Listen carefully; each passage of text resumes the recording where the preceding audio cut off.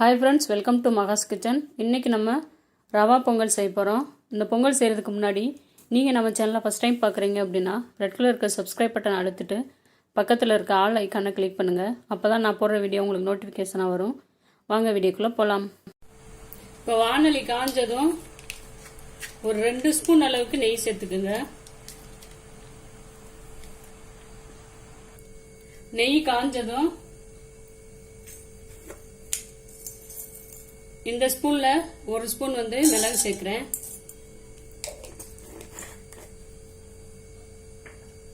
அது கூடவே 1/2 ஸ்பூன் அளவுக்கு ஜீரகம் சேர்க்கிறேன்.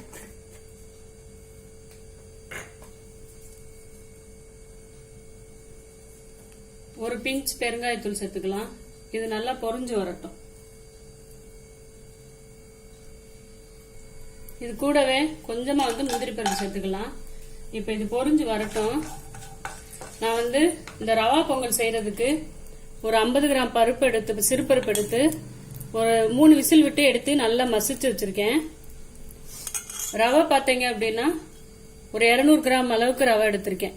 200 கிராம் அளவு ரவைக்கு 50 கிராம் அளவுக்கு சிறுபருப்பு எடுத்திருக்கேன். ரவையை சேர்த்துக்கலாம். இது கூடயே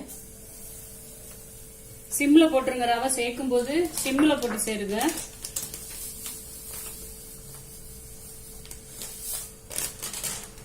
நம்ம எடுத்திருக்க பருப்பு அளவுக்கு 1/4 கிலோ வரைய நம்ம செய்யலாம். இப்போ இதையும் நல்லா வறுத்து எடுத்துக்கலாம். நல்லா உதிரி உதிரியா நல்லா வறுத்து எடுத்துக்கலாம்.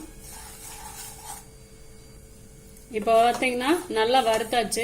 இப்போ இதை நம்ம வேற பிளேட்டுக்கு மாத்திக்கலாம். இப்போ அதே வானலியில தான் 2 ஸ்பூன் அளவுக்கு நெய் சேர்த்திருக்கேன்.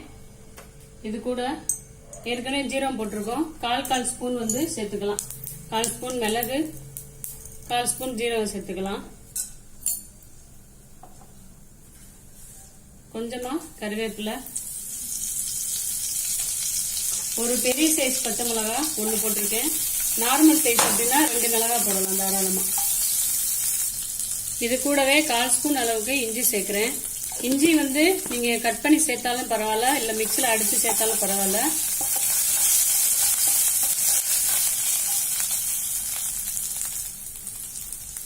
மஞ்சத்தூள் ஒரு 1/2 ஸ்பூன் சேர்த்துக்கலாம்.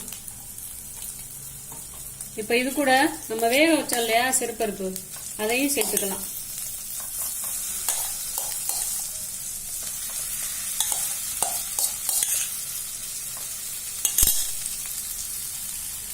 இப்ப இது கூட நம்ம பருப்பு வேக வச்சதோடைய அது கூட கொஞ்சம் தண்ணி சேர்த்துக்கலாம். தண்ணி சேர்த்து இந்த பருப்பு நல்லா கெட்டி இல்லாம நல்லா கலந்து விட்டுருங்க. கட்டி விழுகாம கலந்து விட்டுருங்க. இப்ப இது கூட இதுக்கு தேவையான நம்ம உப்பை சேர்த்துக்கலாம். ரவா பொங்கலுக்கு தேவையான உப்பை நம்ம சேர்த்துக்கலாம்.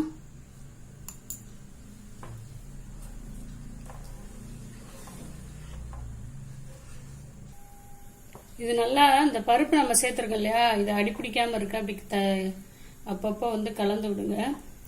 நீங்க இந்த தண்ணி சேர்க்கும் போது சுடு தண்ணி கூட சேர்த்து நீங்க ரெடி பண்ணலாம். அதுனா இன்னும் கொஞ்சம் சீக்கிரமா ரெடி ஆகும். நான் இந்த அளவுக்கு தண்ணி எவ்வளவு எடுத்திருக்கேன் அப்படின்னா 3 டம்ளர் அளவுக்கு தண்ணி எடுத்திருக்கேன். ஏன்னா எனக்கு குழைவா வேணும் அப்படிங்கறதுனால. நார்மலா கொஞ்சம் உதிரி உதிரியா வேணும் அப்படின்னா ஒரு 2 டம்ளர் ஊத்துனீங்க அப்படின்னா கரெக்டா வரும்.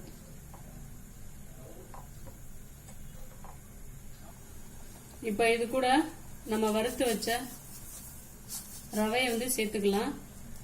மீடியம் ஃப்ளேம்ல வச்சு கிளறுங்க, இல்லைன்னா கட்டி கட்டியா விழுக ஆரம்பிச்சிடும்.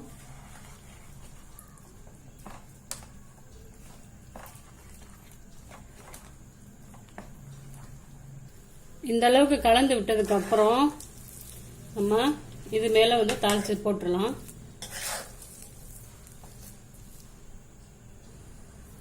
நெய் ஒரு 2 ஸ்பூன் அளவுக்கு சேர்த்து முந்திரியை வறுத்துக்கிறேன்.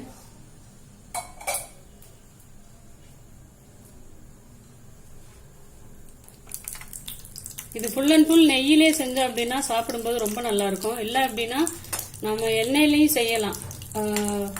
எண்ணெயில செஞ்சாலுமே இது நல்லா தான் இருக்கும். நெய் அப்படின்றப்போ நம்மளுக்கு நல்ல ஹோட்டல்ல கொடுப்பாங்க இல்லையா, அது மாதிரியே இருக்கும்.